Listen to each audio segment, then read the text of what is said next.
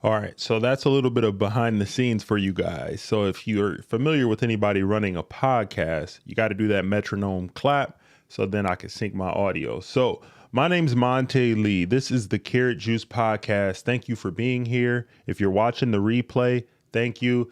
For my audio listeners listening to the podcast, this is a bonus episode, and I thought this would be good to talk about because I've seen some information and I've been thinking about some things that have been going on recently in the culture, and I thought this was worth covering. So that's what I'm going to do now. And if you've clicked on the title, you've seen this in your feed or in your RSS feed or whatever way you found this piece of content, we are going to be talking about love.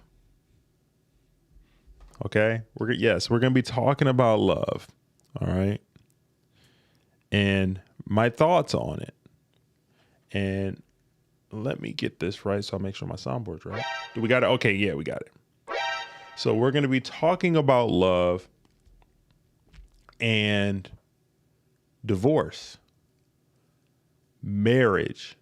I know the conversation in the culture has been expansive, deep, fervent. A lot of people have a lot of takes to say, especially on YouTube about the topic. There have been very prominent figures such as Kevin Samuels, such as MTR, Mediocre Tutorials and Reviews. A lot of people in the manosphere, a lot of people just in general, mainstream, are starting to talk about marriage, relationships, the reason why they're not working. And I think a lot of it has to do with this thing called LOVE.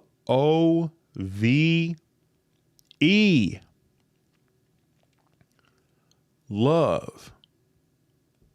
What is it really? Before we get all the way into the content, I have some content and some sources that I'm going to go over and some articles that caught my eye. And I'm going to provide perspective on that. If this is your first time listening to the Carrot Juice Podcast, thank you. Do me a favor, housekeeping. If you're just coming in, like the podcast episode, like the video.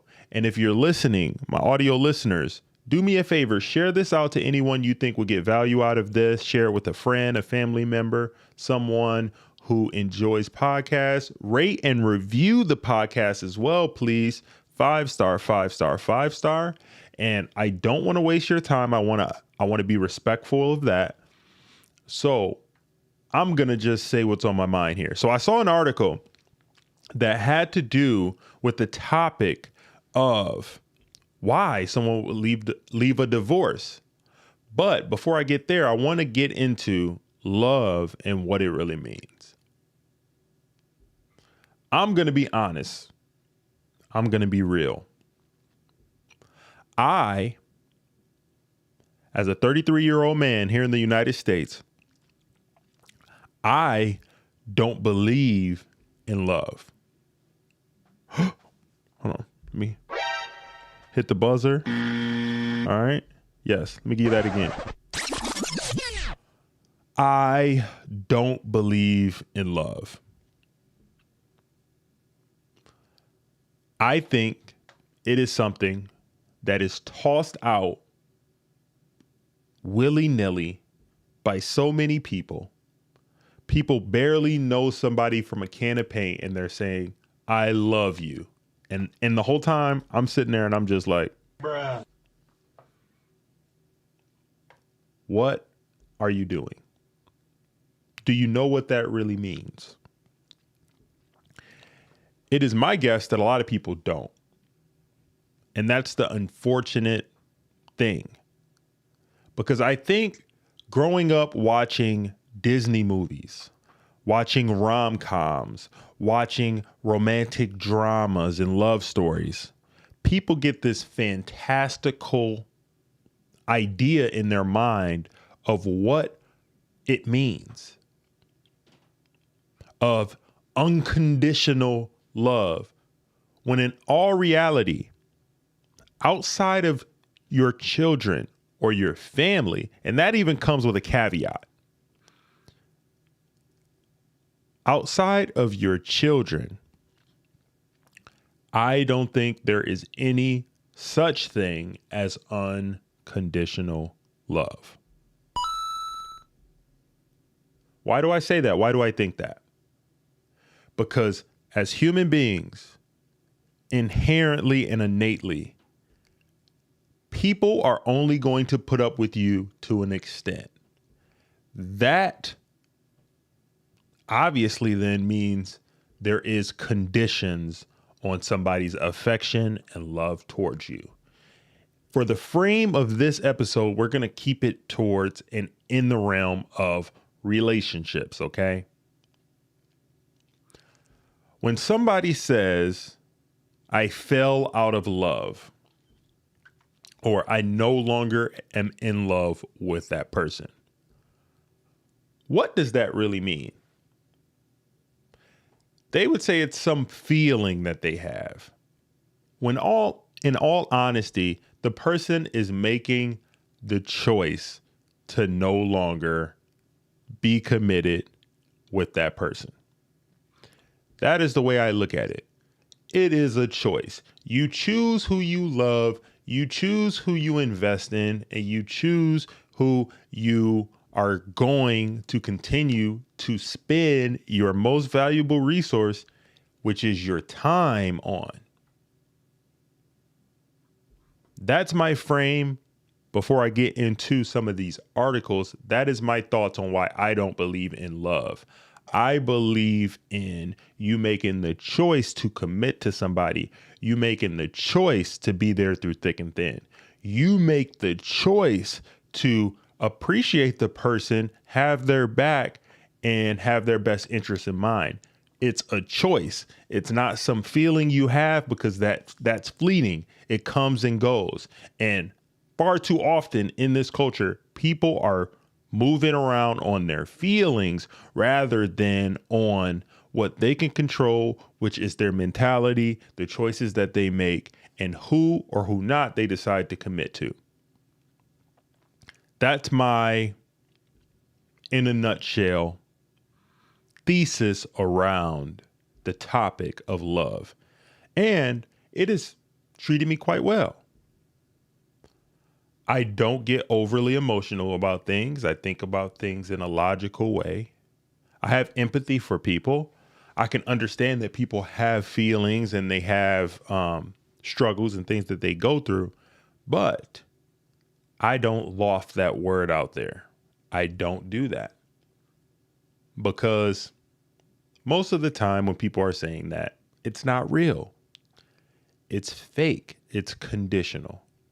That's been my experience, and I'm going to stick by that. So for the main event, and what I really wanted to get to, is I talked about these articles, and this first one came from a site that has a unique name. It's called scarymommy.com. I'll put the links to these in the description. Scarymommy.com. And the title of the article, I'll let you see it, is, let's get this pulled up here. One moment. We build it while, a wise man once said, we build it while we fly it. Can I go to the next scene? Oop. Let's try this. Oh, that's not right.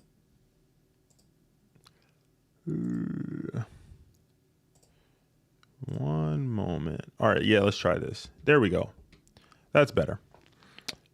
Okay. So what do we have here? So here we are talking about the scarymommy.com article. And this article is entitled, If You Need to Walk Away from Your Marriage, You Should. Bruh.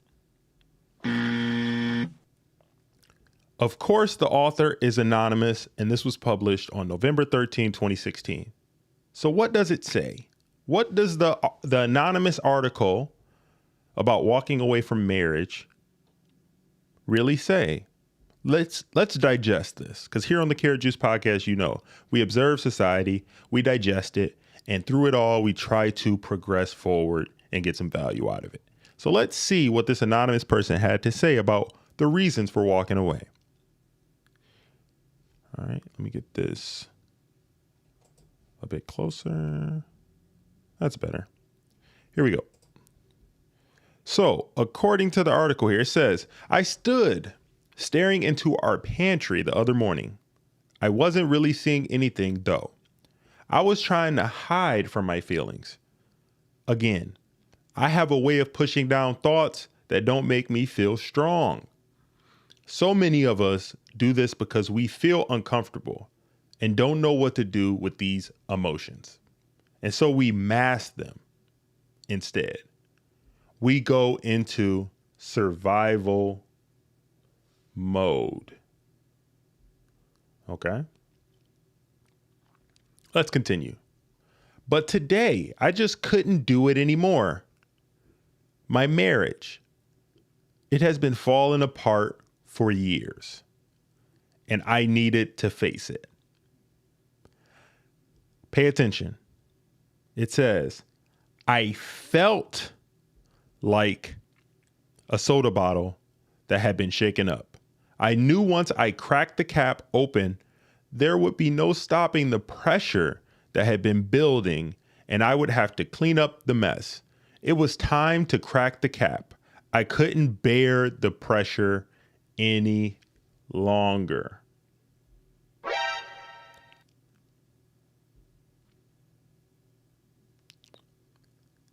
And so I decided to stop pushing these feelings aside. These feelings aside.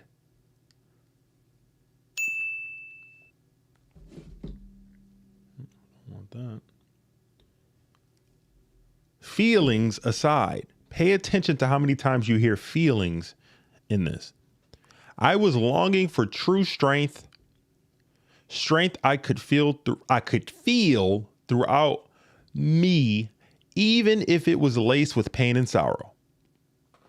I knew I couldn't face my hardships if I didn't even allow myself to face the feelings causing them. Raw as they might be, indeed, I needed to see my mess and start cleaning it up. No more pushing away the thoughts I had been carrying around for years. I needed to let them swallow me, and it actually felt good to loosen my grip. So there's a lot of feelings involved in what is being said here. I think without even knowing what the gender of this person is just yet, I think it's safe to say this is a woman talking about the reason why she left her marriage. It's obvious. Let's continue. Well, of course, it's scarymommy.com, but let's continue. That night in bed, after a few days of tiptoeing around each other, my husband looked at me and said, I think I should move out. The writing is on the wall. We both need to be happy. Something hit me then. It was a mixture of dread, happiness, relief, and strength. It's so confusing to feel all these things at the same time, but we can't control that part of ourselves. So I didn't even try. I was too tired to tighten my grip again. I have some thoughts on that, but I'll just continue for context. I sat with my feelings that night. The next morning, I stared them straight in the face, and I knew I haven't stopped since. I let all the emotions deep inside me rise to the surface. I knew I could not brush them away any longer. Like I had been doing for so many years since we stopped making time for each other, since we stopped having regular sex, since we stopped appreciating each other, since we stopped supporting each other, since his affair and his confession, since we both vowed to try with everything we had to save our marriage. So this is what I was going to say. I haven't read all of this article yet, so I'm I'm reading some of it for the first time with you guys. But I was going to say, what's the probability that the sex stopped? Okay. If you see that there, that's an obvious reason why over time, the man is going to say, you know what? I think the writing is on the wall here. I can sense that you no longer want to be in this union. I think I should leave. Because let's be honest, let's be real. We all know women, before they break up with you or before they call it quits, they break up with you and they call it quits in their mind, emotionally first.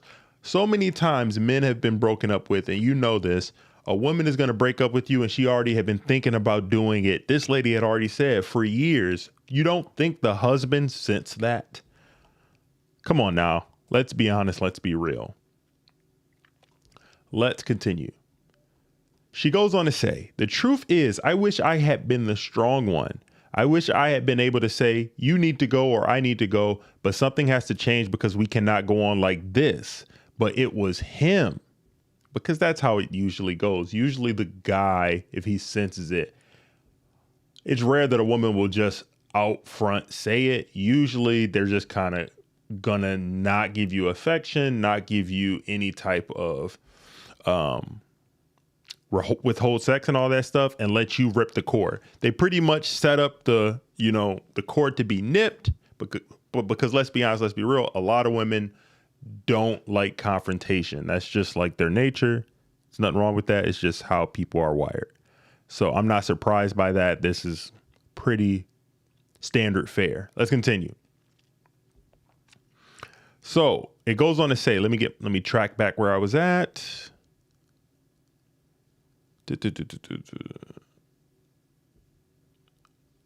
Okay, here we go. So it says, let me just go back. So she said, I wish I would been able to stay. You need to go or I need to go, but something has to change because we cannot go on like this. But it was him. Maybe I pushed him to do it.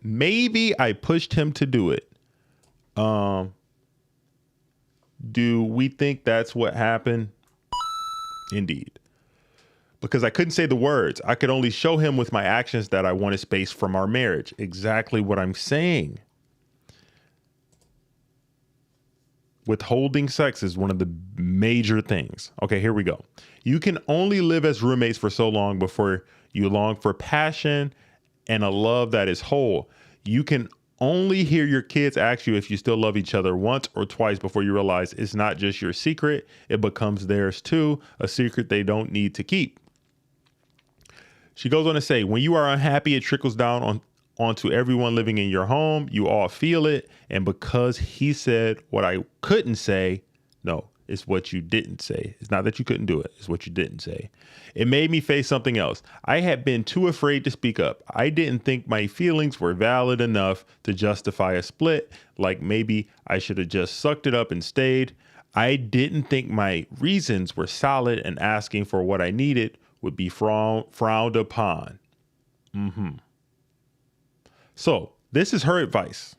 No matter what your situation is, if you feel like you need to leave your marriage, then do it. Let me rewind that back. She said, no matter what your situation is, if you feel like you need to leave your marriage, then do it. What are we talking about? Do you think that's sound advice? Nope. Let's continue. Walk away if you feel it's time. Don't try to stay together for your kids, your friends, your family. It doesn't matter if infidelity, abuse, or lying is not a factor in your marriage. She says it doesn't matter if infidelity, abuse, or lying is not a factor in your marriage. And here goes the kicker. She says there is no shame in divorce, ever. If you feel like you would be a better version of yourself without your partner, then go. I don't need to read any more of this article. You get the idea. But that article just confirmed what so many people have been talking about when it comes to modern dating and relationships.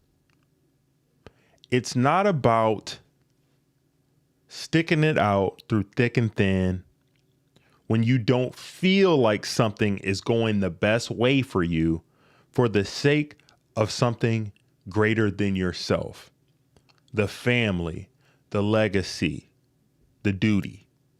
No, she said, no matter the reason, even if there's not infidelity, abuse, or whatever, if it's just she's not happy, that's a valid reason to divorce. I'm here to say that is horrible advice. And that's the reason why marriage rates continue to increase. No, marriages are on the decline. A lot of men are walking away and saying, why would I want to get married if, with the way the laws and everything are set up currently in the United States, if I get married, the person that I get married to, we're talking about in heterosexual relationships, the person I get married to, the majority of the time, generally, is incentivized to break that contract because marriage is a contract. The way the laws are currently set up, she's incentivized to break the contract, and all she needs to say, according to this advice from scarymommy.com, is, I'm not happy. And if you are successful, doing great things, establish yourself, building yourself up, providing, she can take half of your stuff. Bruh. Does that sound like a good deal to you? Nope. Hold on, let me get my button. Does that sound like a good deal to you? This is my last word. No! And I found this article to be crazy because I don't think things like this get highlighted enough about how marriage is not your Disney fairy tale. It's not Cinderella. It's not knight in shining armor who's going to sweep you off your feet and give you everything that you want. And that once you get married, you're going to just like take baths and rose petals and you're going to go on these lavish vacations all the time. And you're going to have these maids and all kind of designer clothes and you're going to just have this perfect life. No. Marriage is a job. Marriage is work. Marriage is a commitment. There's duty involved to it. That's why I don't take the word and the meaning behind it lightly. And I don't take when people say love lightly because it's frivolous and too many people are tying it to a feeling. Let's be honest. Let's be real. The majority of time, it's the woman who is leaving and saying, I'm not happy. If you want to tie it to the actual statistics, 70% of marriages, sometimes even 7 to 80% of marriages, divorces let me get this right. 70, 80% of the marriages, women are divorcing their husbands at a rate of 70 to 80%. Majority of those reasons are not abuse, not infidelity. Actually, it's irreconcilable differences. Translation, I'm not happy. What can we do to combat this? What is the reason behind this? I think there's a lot of propaganda. I think there's a lot being pushed in the media to incentivize women filing for divorce, because my second point and what I wanted to get to is I think that divorce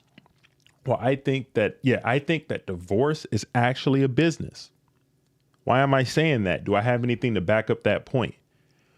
Well, it's funny that you asked that. I actually do. Let's go to the second article. So, marriage is actually a divorce. I mean, divorce is actually big business. So, according to CNBC, get this pulled up here, build it while we fly. This was published back in 2012, but it states the big business of divorce. Every year in the United States, there are 1 million divorces. Goodness gracious. In many respects, that's 2 million people beginning life anew. What's more? Who said that? What's more? About 67% of second marriages end in divorce. And the percentage is even worse for third marriages. The buzzer. The need for everything from lawyers to therapists to movers is astounding. As morbid as it may sound in the business world, that would be considered a big market. If you think of the bridal industry, it says it's a $2 billion industry, a $2 billion industry to get people married.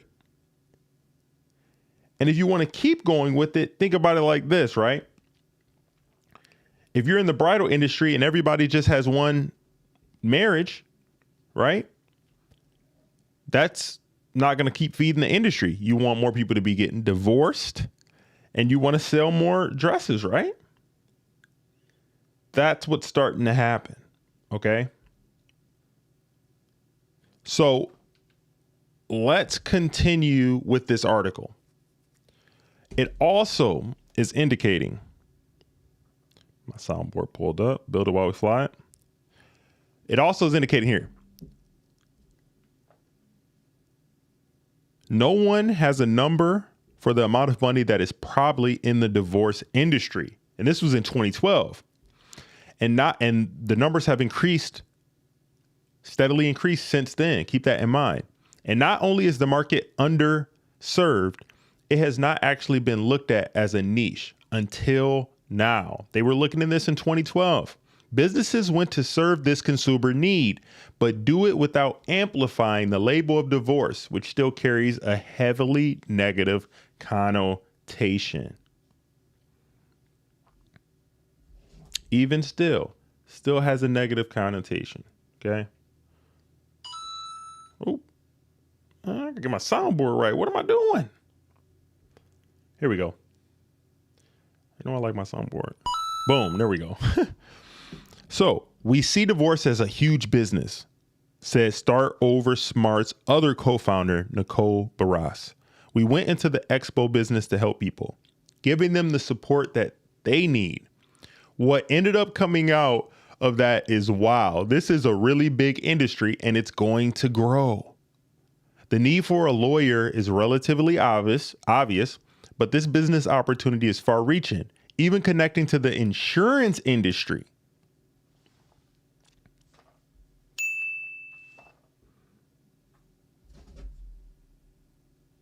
Even insurance.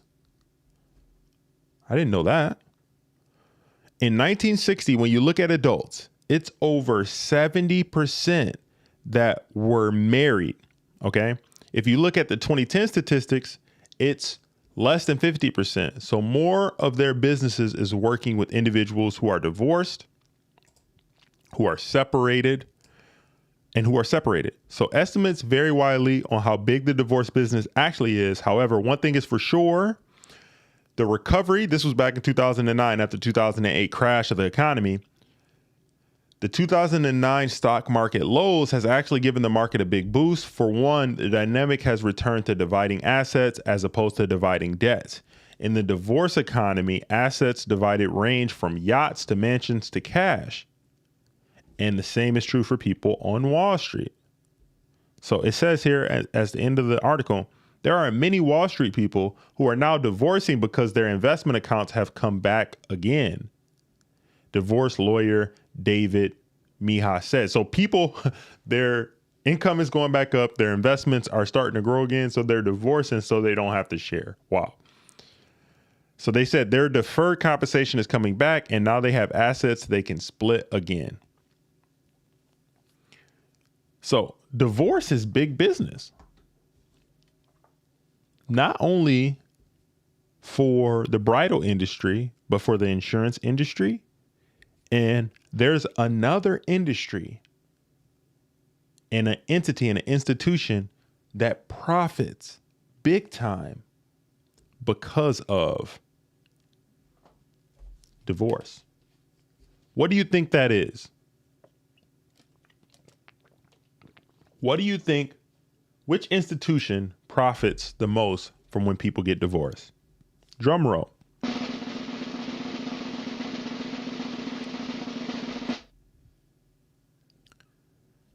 Family court. What happens? When you get divorced, if kids are involved, then you have child support. You have the possibility of child support going through the family court system.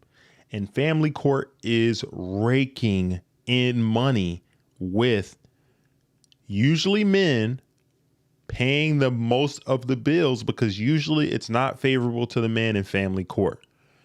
Men have to spend so much money on attorneys, on trying to get visitation time, on child support.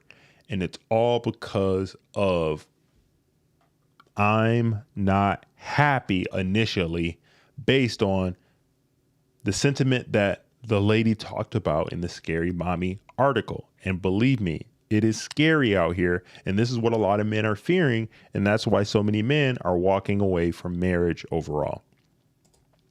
The last article that I wanted to get into is another one that's talking about and trying to indoctrinate why divorce is really not bad for kids. Yeah, you guessed it right. This is recent, July 11, courtesy of slate.com. And it indicates it says how Americans became convinced divorce is bad for kids by Gail Cornwall and Scott Coltrane. It's stating many Americans think it's a shame that only 70% of children in the U.S. live in one home with two parents and under 50% live with two biological married parents. They see divorce and single parenthood as normal, yet still unfortunate. Since accepted wisdom says children suffer long-term irreparable harm when their parents live separately. On social media, that looks like everything from the Isla Fisher meme with the quote, "You can't underestimate how traumatic divorce is for the children," to Catholic influencer Layla Miller writing, "Divorce is simply a bloodless form of child sacrifice." Oh, I hadn't seen that quote yet. So it says, but a careful review of academic research and the historical and cultural context in which it was conducted calls this shared understanding into question. Most of the problems associated with being a child of divorce are instead related to sexism, racism, homophobia, shoddy record keeping, and insufficient government support. Hold up. Get us the buzzer, man. Let's go back. So, apparently, this article is trying to say most of the problems associated with being a child of divorce are instead related to sexism, racism, homophobia, shoddy record keeping, and insufficient governmental support. Hold up. So what does the government supporting you have to do with if a child raised in a two-parent household is going to be successful or not? Marriage is not about the government at all. If you would have stayed in your marriage as the nuclear family and as a unit, the child would have the nurturing side of the mother and would have the discipline, the authority, and the provision of the father. And both of those together would help to facilitate and to build up a child who is developed, aware, socially conscious, and actually a law-abiding citizen and productive member of society. That has nothing to do with sexism, racism, homophobia, shoddy record keeping, and insufficient government support. Let's go back into this article, okay? Let's have some common sense about some of the things that are being spewed in the media about the reason behind divorce and the reason people saying you don't have to have any reason to divorce. You could just do it because you're not happy. Trust me, in life, everything has consequences. There's consequences to walking away from your marriage. And one of the consequences is, especially if it's when the child is in the impressionable years, in the teenage years, having the father in the home. Fathers are naturally, in general, disciplinarians. So if you have, part of the reason why you have so many degenerate teens and kids out killing one another, out committing crimes, selling drugs, ending up in prison, is because they don't have a father figure in the home who was teaching them how to be a man, how to be masculine, how to grow, how to take responsibility for themselves. And when it comes to, for the women, having a father in the home helps her to understand what her true value is and how she should be treated by a man who honors, loves, and respects her unconditionally, because that's what fathers do for their daughters. And it helps to keep their daughters from being promiscuous, from being from not knowing how to discern what's a quality man or not. These are all factors that are leading to where we are in society, where there's so much of a rise of OnlyFans, of a lack of chastity, a lack of morals and class. This all factors in from not having the nuclear family intact when it comes to these divorce rates going up. Don't let me keep going. I'm going to continue with the article. It also says divorce was rare before the American Revolution for those who were not enslaved. About 1/3 of children live with a step parent or single parent, but that owed to mortality rates. Marriages just weren't often dissolved. When they were, rights to the children belonged to their father. In the business section, next to the ads for horse rentals, colonial newspapers published runaway wife reports illustrating just how commercial and undertaking marriage was in early, and it adds, white America. Okay. These husbands didn't plead for their erstwhile partner's return. They just declared themselves off the hook for debts the woman incurred. But after America divorced King George III, attitudes towards personal independence and contractual obedience shifted. By the 19th century, suffragists argued that not only would an expanded right to exit marriage permit women to escape bad ones, but the threat of separation would allow them to renegotiate the terms of good ones. Men also increasingly felt entitled to love matches and fulfillment. Around the time frontier mentality took hold, runaway husband ads became more common than runaway wife ones. The tender years doctrine assumed children needed to be with their mothers, reversing the custodial default. So before, the children used to go to the father, but back then in the tender years, it looks like children were automatically defaulted to their mothers unless they're deemed to be incompetent at this point. By 1970, California had authorized no-fault divorce. That's your irreconcilable differences, and I'm not happy. And most states follow suit within a decade, and that was about 50 years ago. And look at what has happened now. It gets worse. Here, check this out. The liberalization of divorce during the second half of the 20th century occurred against the backdrop of increasing female employment and independence. In the attendant cultural battle, some people directly defended patriarchal gender roles ordained by nature and God, but many instead made children their rallying call. The 1965 Moynihan Report, a document written by Assistant Secretary of Labor Daniel Moynihan and his staff to convince the federal government to bolster civil rights legislation with policies addressing economic inequality, decried the crumbling of family structure in Black communities. Divorce rates, which were even across race until 1960, had indeed risen more steeply and earlier among Black women. But the report's emphasis on family structure gave conservatives an excuse to ignore the structural forces behind that stat and insist on self-help rather than actual help. On the campaign trail in 1976, Ronald Reagan held up the straw man of the welfare queen, a Black single mother gaming the system.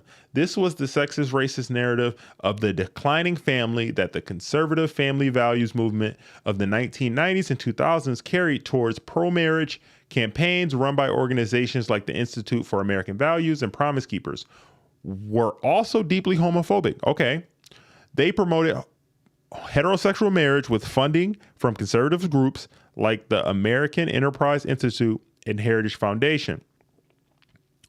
Okay, so I don't see how promoting heterosexual marriage is not homophobic. Okay, it has this other part here where it says Leela Miller wrote on April 2022 that the 10 sins of GAY surrogacy.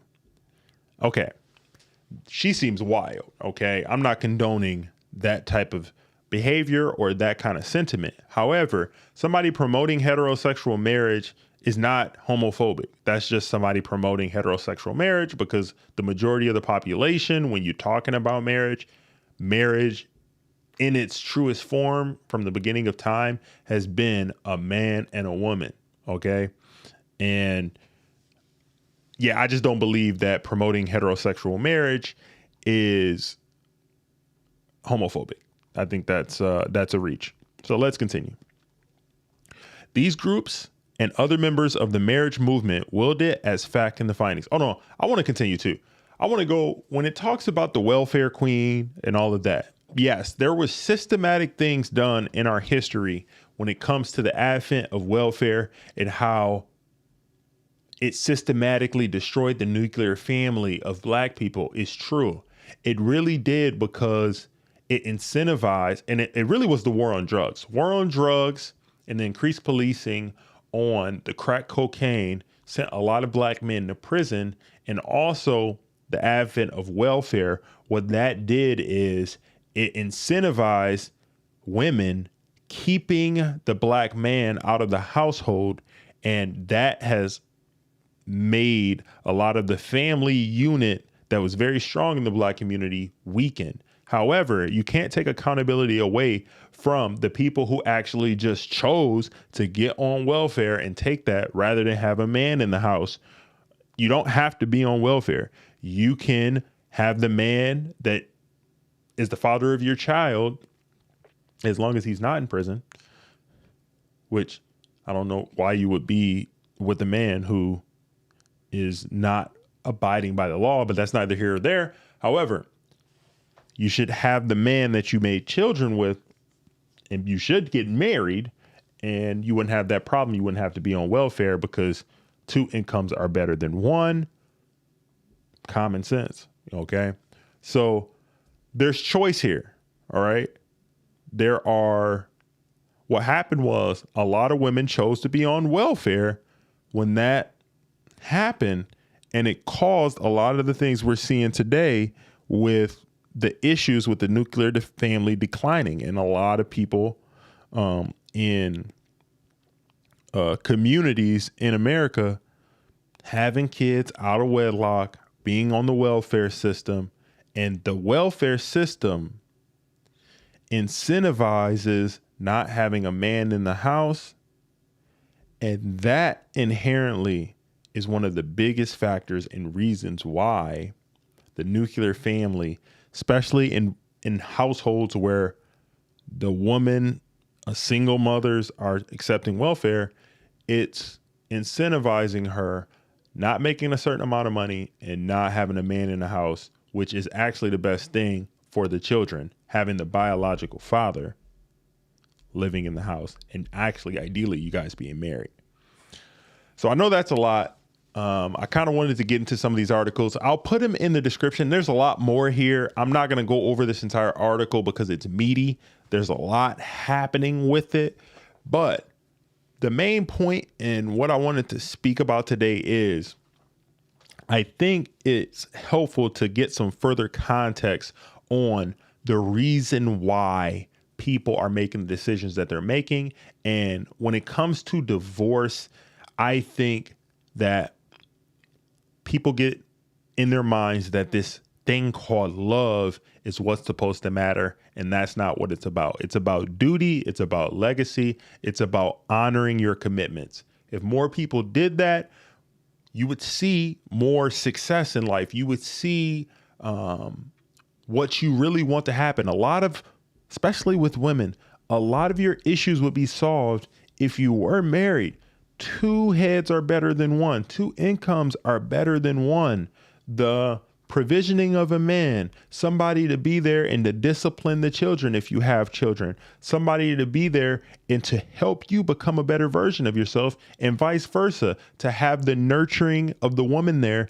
Having that unit is what's needed to get to the next level. And far too often, with what's going on in society, everything being pushed to you is you need to be independent. You need to get your own bag. And it just keeps you perpetually struggling. I know a lot of people are out here fronting on social media talking about that they got it. But I seen an article recently, shout out to Jada Black, where he talked about how there was a woman, I think her name was Mellow Rax, got caught up, some female rapper got caught up stealing clothes, stealing designer clothes. First of all, I didn't know a lot of these rappers and stuff were out here renting designer clothes. And I just find it to be very sad and disheartening because 80, 70, 80 years ago, that lady would have been married. That lady would have had a family. Wouldn't have been out here trying to rent Balenciaga clothes and stunt in Coachella for what? Why? I think our priorities, a lot of people's priorities are messed up, and they're taking the Kool-Aid and buying the strong, independent, don't need no man. It's all about me, me, me. It's my feelings. The reason why I'm going to divorce and break up my own family is because of how I feel, and feelings are fleeting. They're going to come and go. But one thing that can stay consistent is your mentality. All right. Your ability to commit to something and stick with it. And that needs to be preached more. But that's not what a lot of people want to hear. A lot of people just want to hear the sweet nothings. They want to keep getting lied to, talking about how there's nothing wrong with you. Somebody should take you how you are. And that's all baloney. So I'm going to say it just like how I put it in the title here. F love. It's not about that. That is fake. That's not going to get you to where you need to be. Relationships are difficult. Marriages are difficult. Anything that's worth having is worth working for. And it's not going to be easy. The work starts once you get married. The work starts once you meet the man of value that you want to lock down. You got to prove to him why he should make you an honest woman and give you his last name. Because any man that you're talking to should be a man that you respect, that you want to take his last name. If that's not the case, then why are you talking to him? That's the type of mentality that you need to have. And I thought this was an important conversation to have because there's propaganda and there's articles like that out there saying, no matter what he did, no matter what the circumstances are, you should be able to divorce and break up your own home because of something you feel.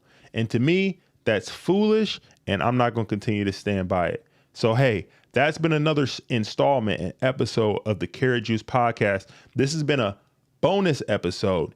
If this is your first time listening to me, thank you. I am your host, Monte Lee, here on the Carrot Juice Podcast. I provide commentary and perspective on pop culture. We talk about dating, true crime, and I also add in productivity tips so you can have a better mentality and go reach the goals that you want to reach. I'm going to be more active here on this podcast. Thank you for listening to the YouTube channel If you're still listening, you're watching on the replay, do me a favor. It's free. Like the video, please, and rate and review the podcast. 5-star, 5-star, 5-star. That's on Spotify as well as on Apple Podcasts. I'm also on social media. That's Instagram. That's TikTok. I also have a website, carrotjuicepodcast.com, where you could get everything Carrot Juice Podcast. That's Carrot Juice. That's Karat. Links will all be in the description. I hope you guys are doing well, and I don't want to waste any of your time, so I'm going to leave you with some music. And until next time, peace. We are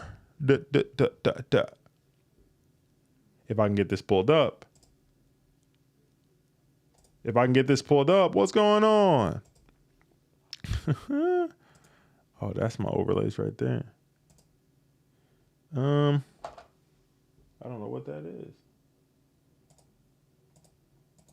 Oh. Is this it? Oh, this will work. We gone.